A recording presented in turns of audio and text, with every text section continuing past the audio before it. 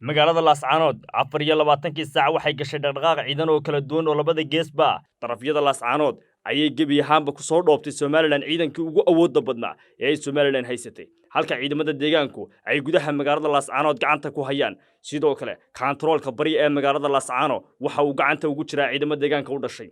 ciidamada deegaanka ayaa u muuqan kuwa la saadaalin karin awoodooda maadaama ay dhammaanba bahda ismada dhaqanka ee beelaha dega Sool Sanaag iyo Cayn ay guud ahaanba ku sugan yihiin magaalada Laascaanood xogihii u dambeeyay ee Laascaanood ayaan idin haynaa balse intaana soo bandhigin halkani waa kanaalka ansixinta wararka haddii baad ku cusub tahay ku soo biiro ka mid noqon boqolaalka qof ee sida joogtada u hela wararka iyo warbixinada bartiinaan soo gudbino sidoo kale waxaad si dhow uga socon kartaa kanaalkeena xaalkii ugu dambeeyay ee magaalada Laascaanood xaalka magaalada Laascaanood halkii ayuu saaka saldhigtay maxayse saaka magaalada Laascaanood ku waabarisatay xaalku saaka halkii ayuu maraya waa su'aalaha isweydiinaya dhamaanba dhinacyada kala duwan ee isha ku haya danaynayana xaalka Laascaanood saaka magaalada Laascaanood waxay ku waabarisatay maalintii shanaad oo ay la soo toosiso calanka buluuga kaasi oo ay laga ku haystaan dhammaan dhalinta soo koraysa ee magaalada Laascaanood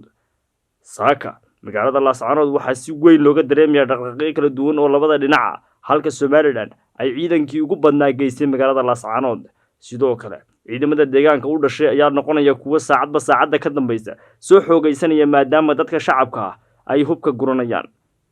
xaalka Laascaanood hadda waxa uu eegyahay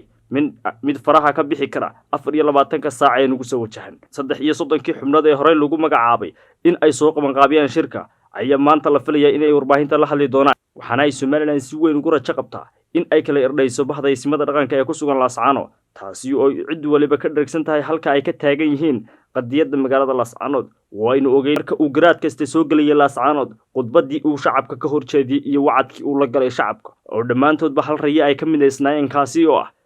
in Laascaanood ay iskaga baxdo Somaliland hal rayi ayaa mideeyay dhamaanba bahda ismada dhaqanka oo 15 sano ee u dambeeyay aan hal goob ku wada kulmin oo ay muuqatay in hore labada dhinac ee ku loolamaya Laascaanood ay u kala haysteen balse maanta waxay u muuqataa Laascaanood mid ayaheeda ka tashanaysa 24 saac ee ugu soo wajahan Somaliland halkaasi waxay filaysaa in tallaabo ay ka qaado balse tallaabadaasi lama saadaalin karo waxaana ay Somaliland tallaabadeeda ugu horeysa ka dhigan kartaa in ay kala irdhayso bahda ismada dhaqanka tallaabadaasi oo u muuqata mid gabi ahaanba fashilantay bahda ismada dhaqanka ayaa iyaguna go'aankooda oo midaysan laga sii warqabaaba balse taasi kadib shirku marka uu furmo waxa la qaadan karaa go'aanka ay soo saaraan bahda ismada dhaqanka oo Somaliland runtii ay si weyn ugu soo diyaar garoobayso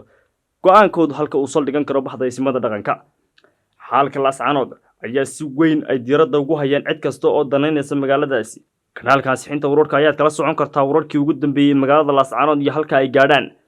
24 saac ee ugu soo wajahan waxaanu si toos ah idinku soo gudbin doonaa qodobada u dambeeyay ay soo saaraan bahda ismada dhaqanka ee ku sugan Laascaanood ciidaydii waatan deeyo guri baan garanayaa oo bilaahi baan uga tageen oo talaahi baan uga tageen waa ku dhimanayaa qori baan u iibsaday inaan kula dagaalamo qori baan u iibsaday midna waa ka furanaya midna